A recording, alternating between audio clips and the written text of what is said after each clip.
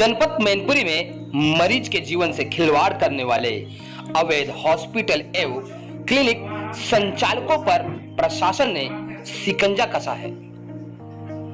जनपद मैनपुरी के कस्बा करहल में उप जिलाधिकारी गोपाल शर्मा एवं स्वास्थ्य विभाग के चिकित्सा अधिकारी डॉक्टर प्रदीप कुमार यादव की टीम ने संयुक्त रूप से नगर में छापेमारी की। छापेमारी से नगर में अवैध रूप से संचालित हॉस्पिटल संचालकों एवं झोला छाप चिकित्सकों में हड़कंप मचा है।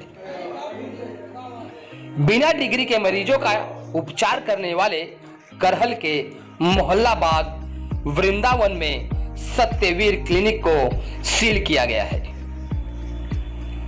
क्लिनिक पर तमाम एलोपैथिक दवाइयों का जखीरा बरामद हुआ है, जबकि करहल के घिरोर चौराहे के निकट स्थित एसएन हॉस्पिटल में तमाम अनियमितताएं मिलने पर हॉस्पिटल को सील किया गया है।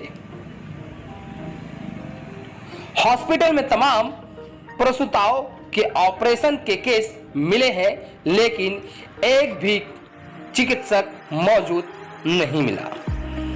कर्मचारियों द्वारा मरीजों का उपचार किया जा रहा था। बहरहाल मरीजों के जीवन से खिलवाड़ करने वाले के खिलाफ कार्रवाई होने से उनके होश उड़े हैं।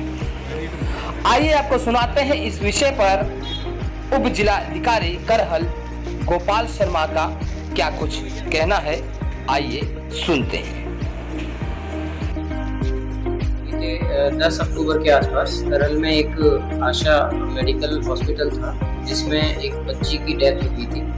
उसके क्रम में MOIC के माध्यम से भी और कई लोगों के माध्यम से ये अवगत कराया कि करहल में कई सारे ऐसे मेडिकल हॉस्पिटल या जो पैथोलॉजी या अल्ट्रासाउंड सेंटर हैं जो अवैध तरीके से संचालित हो रहे हैं। तो उन्हीं सभी सेंटर्स की एक लिस्टिंग की गई है और लिस्टिंग के क्रम में औचक निरीक्षण या रैंडम अभियानों के माध्यम से उनके ऊपर कार्रवाई की बात कही गई थी। उसी के क्रम में आज रैंडमली 2 जगह पे विजिट किया गया, जिसमें एक मोहल्ला बाग वृंदावन में डॉक्टर सत्यवीर के द्वारा एक प्राइवेट क्लिनिक चलाया जा रहा था।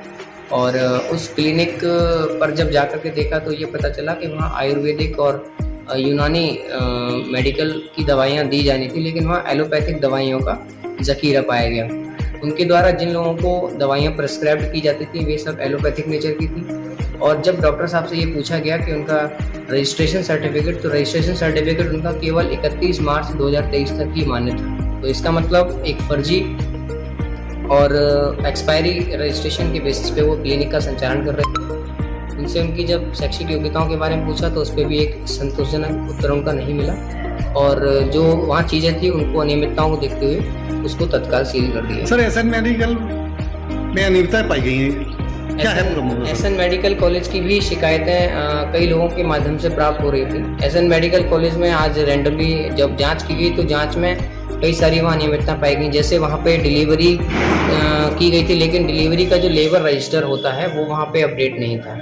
इसके अलावा वहाँ मेडिकल जो था वो भी अस्पताल जो अवैध तरीके से संचालित हो रहा था। वहाँ दवाइयाँ लिखी थी, लेकिन दवाइयों का प्रिस्क्रिप्शन या दवाइयों का जो सर्टिफिकेट होता है वो वहाँ पे नहीं था।